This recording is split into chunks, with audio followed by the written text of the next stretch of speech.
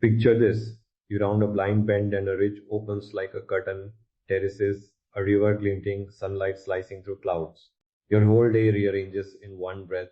I love those moments. They're the reason I slow down. Yes, that exact stillness.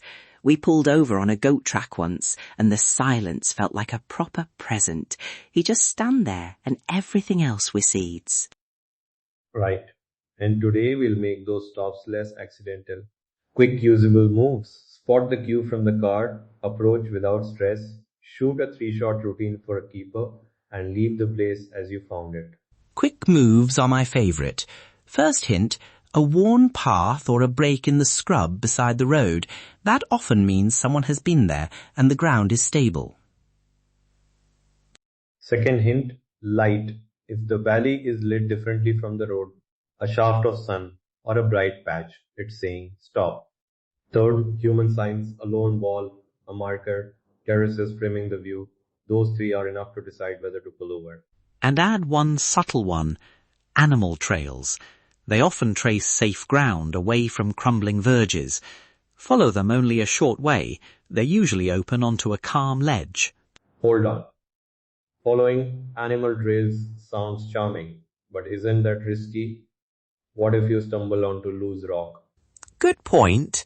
Don't romanticize it into recklessness. Use the trail as a lead, but test each step. If it looks crumbly, stop and retreat. Basically, follow gently, judge boldly.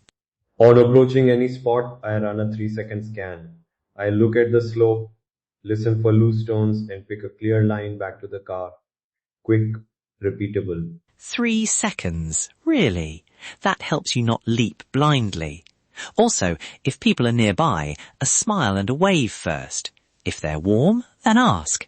If they seem unsure, keep your distance and enjoy it from there. Exactly. A smile opens more doors than a loud apology after the fact.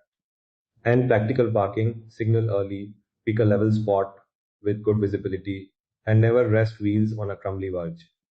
If it's windy or the clouds are rolling, set a strict short time limit. 5 minutes is fine.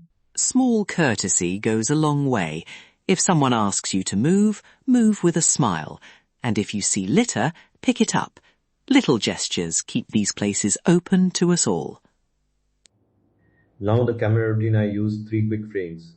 1 wide to capture the sweep, 1 mid to put something solid in the scene, and 1 close detail to catch texture. Start wide, then lock exposure where it matters, then recompose.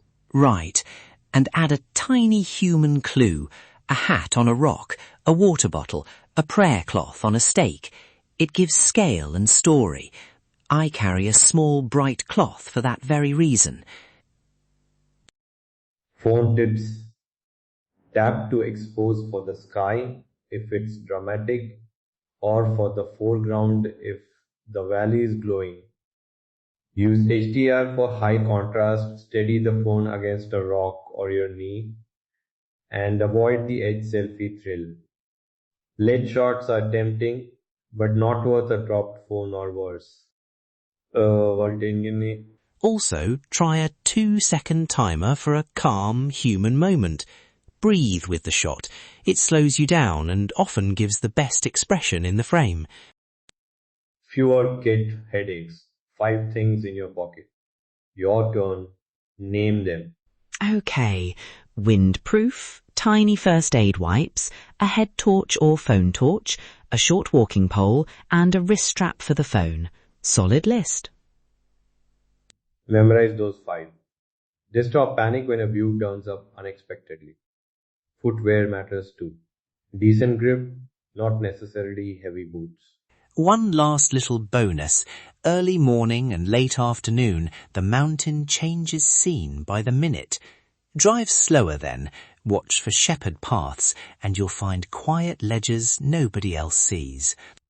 We slowed for a ruined cairn once and climbed 10 minutes to a ridge, where the sun poured over terraced fields. An old woman waved, offered tea, and the whole trip got framed by that stop. Slow down when the mountain asks you to. And leave it a little better than you found it. Pick a stray plastic, tuck away loose rope, close a gate. Those tiny acts are how whispers from the ridge stay open for others. So spot the cues, do that quick scan, shoot the 3 frame routine, respect people and place, and keep those 5 items handy. If you want annotated maps, route notes, and a downloadable checklist to practice this method, visit our site, it's all there.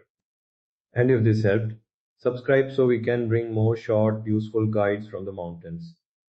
See you at the next bend.